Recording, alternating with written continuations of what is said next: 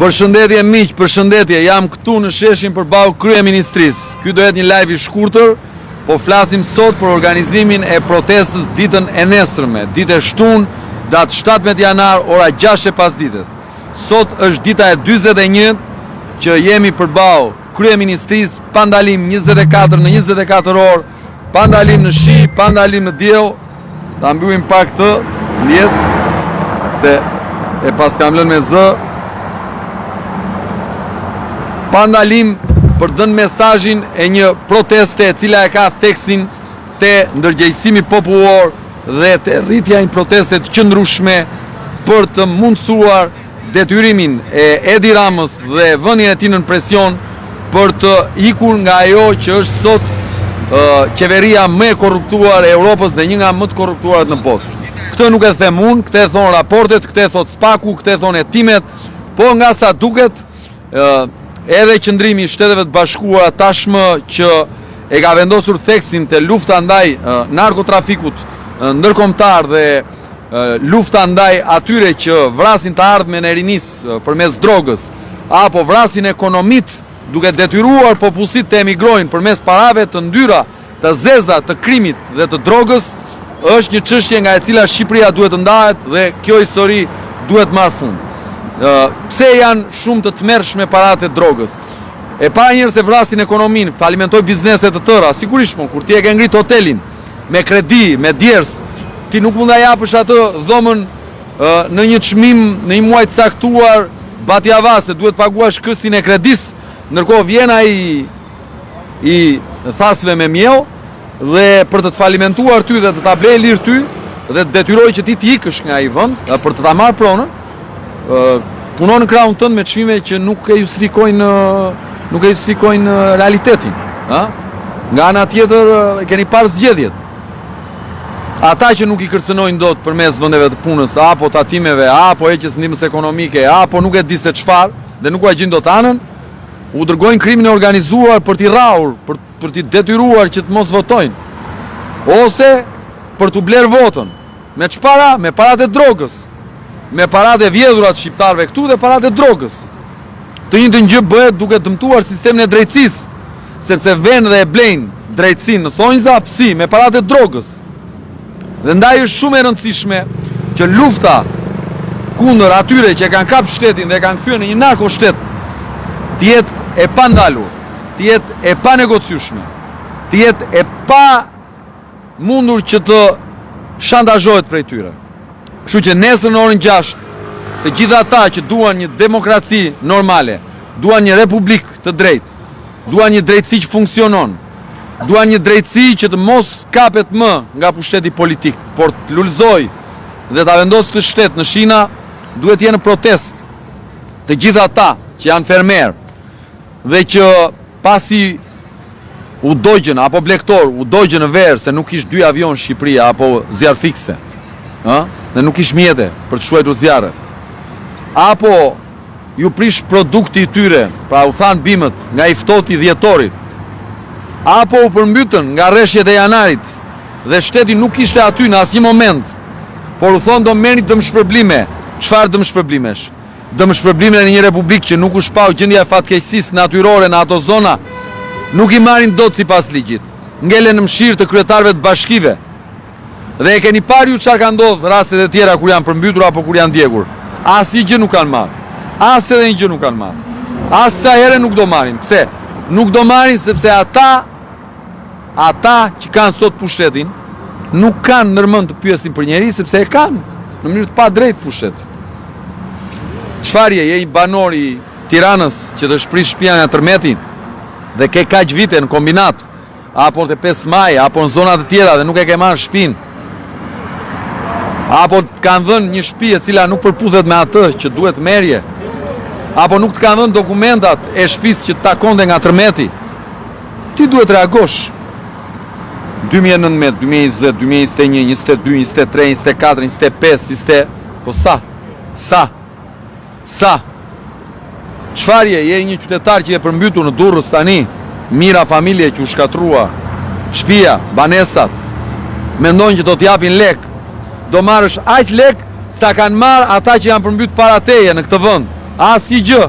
Akoma nuk ka dhënë lekët e Shkodrës, përmbytur që në 2009-ën, 2007-ën, kur që Te ti duhet të çohesh. Çfarë je? Je një çift i ri. Je një krye familjar që edhe pse punon me gjithë bashkëshorte, nuk e blen dot një shtëpi. Dhe interesat e kredive janë aq të larta sa si përballon dot. Ti duhet të çohesh.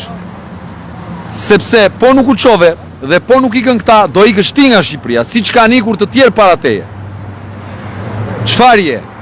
Je një tregtar që merresh me fasoneri dhe të kanë falimentuar totalisht për shkak të uljes kursit këmbimit, sepse ke pas kontrata të lidhura dhe është ulur dhe është vlerësuar eura në atë pikë sa ti ke dal rruar qethur nga kjo histori dhe unë njoh shumë si ju. Dhe po u falimentojnë bizneset që kishin ndërtuar kapanone dhe punishe me kredi. Ti duhet të çohesh bashkë me punëtorët e tu. Çfarë je? Je një qytetar që kishe kursimet në euro. Dhe nga 139 që ishte euro kur erdhën këta në pushtet, ka shkuar me 98, 97. Ke humbur 1/3 e vlerës së paras që kishe në bank. Ti duhet të çohesh se praktikisht të ka mbjedhur 1/3 e pasurisë tënde. Këta ta kanë mbjedhur me politikat e tyre. Çfarë je? Je një biznes i vogël në këtë republikë që të vinë edhe të kërcënojnë përmes tatimeve, apo të vinë dhe të prishin atë shtesën që ke bërë të lokalit me nenin 6-7 si e ka, nuk e di se çfarë. Cilën e ke marrë me leje, ke paguar dhe detyrimet në shtet, madje ke paguar dhe rishvet. Dhe ju të gjithë e dini që keni paguar rishvet për ato shtesa. Se nuk ua bënin vetëm me ligjin, donin dhe lekët. Dhe pastaj erdhën dhe ua prishën. Dhe nuk mban njeri përgjegjësi. Dhe ju duhet i falni, përse? Ato lek, ua kishin fal këta apo i kishit bërë me djers? Çfarë je ti? Je një pensionist që të kanë ikë fëmijët jashtë dhe që në fund të muajit detyrohesh të bësh telefon që të dërgojnë lekë, se të dalin lekët, se ato nuk mjaftojnë as për ilaçet. Dhe ti thua gjërat janë mirë, po sikur fëmijët mos të dërgojnë 1 apo 2 apo 3 muaj parat. Doja dilje do të jetoje? Ti mendon se fëmijët e tu e kanë të lehtë atje në emigrim? Pyet mua që kam shkuar në turin e diasporës dhe i kam parë nga afër. Sa shumë vuajnë ata fëmijët tuaj në Amerikë, në Kanada, në Gjermani, në Austri, kudo, në Angli. Nuk e kanë të lehtë, kanë shumë të vështirë. Por nuk u thonë dot jo juve prindërve. Ndaj sakrifikojnë dhe u dërgojnë lekë çdo muaj. Ndërkohë që ju rrini, heshni dhe bëni tifozok për këta që tauen me parat tuaja. Për këta që fëmijët e këtyre bredhin dhe shëtisin në përbot, për këta që mbajnë avion personal, për këta që bëjnë mbrëmje gala, ndërkohë që ju nuk keni ujë në Vlorë. Çfarë je? Je banor i Vlorës dhe ke 30 vite që të gënjejnë dhe nuk ke ujë. Çfarë je ti? Je një banor i kësaj republike që ke probleme me shëndetin. Shkon atje në spital dhe nuk ka as vigona, nuk ka as pambuk, duhet ta blesh. Shkon atje te onkologjiku dhe nuk ka ilaçe. Dhe ti prap duhet të heshësh. Jo, ti nuk mund t'i nështrohesh kësaj duke thënë ky është fati, nuk është ai fati.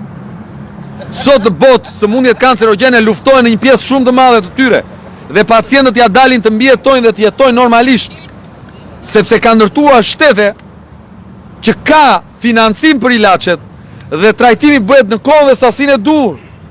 Ndërkohë që ty të duhet fusësh mik për gjet ilaçin. Po për çfarë duhet miku? Po atëherë për çfarë kemi shtetin? Çfarë je ti? Je eksportues i fruta perimeve që pasi nuk ka një rregull në këtë shtet që detyroj pjesën e faturimit me jashtë ti shkon dhe bje grop atje sepse ato kompanitë e huaja nuk të paguajnë lekët dhe shteti këtu nuk mban asnjë përgjegjësi. Dhe pastaj ngelesh borxh të gjithë fermerët në për zona apo blektorët dhe ti falimenton. Ti duhet të çohesh. Çfarë je? Më thuaj, peshkatar që peshkon dhe me zim mban jetesën sepse të kushton nafta 1800 lek, a thua se e blen për të bërë xhiro lart e poshtë. Ndërkohë që ti je një peshkatar dhe duhet ta merrje naftën si çdo peshkatar tjetër mes dhe në Greqi, në Itali që e marrin me çmime shumë herë më të ulta se ty. Çfarë je ti? Je një qytetar i kësaj republike që qarkuar me mjetin tënd për të punuar ndërkohë që e blen naftën sot 700 lek më shtrinjse në Kosovë, 700 lek më shtrinjse në Maqedoni, 600 lek më shtrinjse në Maltëzi. Atëherë si do t'i konkurosh ti fqinjët e tu në prodhim në Maltëzi, në Kosovë, në Maqedoni, kur ti e ke çmimin e naftës 40% më të shtrinj se sa ata atje? Çfarë je? Cila është arsyeja pse ti nuk duhet masivisht të çohesh kundër këtyre? Frika. Atëherë kjo është arsyeja pse duhet të çohesh. Sepse ti nuk mund të jetosh në një republikë me frikë. Ti nuk mund të pranosh në 2025 në mes të Europës të kesh frikë. Sepse kur quan të parët tanë, prindrit tanë, në vitet 90, kundër regjimit diktatorial, në moton e duam Shqipërinë si gjithë Europa, në themel të saj që vrasja e frikës. Ne nuk mund të rikthehemi te frika e viteve 90. E nëse ne sot, dhe ti që më dëgjon, jeton si një njeri që ke frikë të shpresh se mund të të godasin me tatimet, se ke frikë të shpresh se mund të të heqin dikë nga puna, se ke frikë të shpresh se mund mos bëjnë ilaçet e spitali, atëherë kjo është arsyeja pse duhet të çohesh. Sepse nuk mund të pranosh frikën. Duhet ta refuzosh dhe duhet luftosh kundër frikës. Nuk mundet në 2025-ën, 2026-ën kemi hyrë, të pranosh konceptin e frikës në një vend që kërkon të bëhet antar i Bashkimit Evropian. Ndaj të gjitha këto janë arsyet që ti nesër në orën 6 duhet jesh në shesh, jo për mua. Sepse do ndodh gjithmonë të përdorin teorinë e përçarjes. Kush do të çohet dhe t'i ftojë njerëzit në protestë, këtë do i thonë. Do t'i gjë një bishë do ja njisin. Nëse e ka do ja presin, si thosh Fishta. Kur ke bishta presin, kurse ke ta njesin, thosh. Kush do të çohet nesër në protestë, një njeri do organizoj protestën, këtë do thonë, nuk ve me atë se ai është ashtu. Nuk ve me këtë se ky është kështu. Ndërkohë që ti vazhdon vuan, ti vazhdon videsh.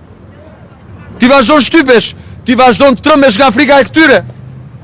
Ndaj ti duhet jesh në shesh nesër, jo për mua, po duhet jesh nesër në shesh për pensionin e prindërve tu, për pensionin tënd, për ilaçet që mungojnë, për ujin që mungon, për dritat që mungojnë, për rrugët e prishura, për euron që i ka rënë kursi këmbimi dhe kanë vjedhur 1/3 e pasurisë.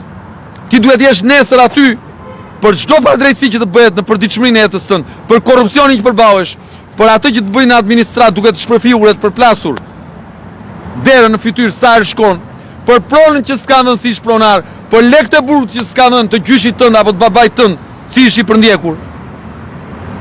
Për këtë duhet të çohesh ti dhe duhet ta arrëzosh këtë njeri patjetër, sepse pas 13 viteve në pushtet, ende sot na thotë që u prish tu bua në Vlorë se ashtu e vuri Saliu.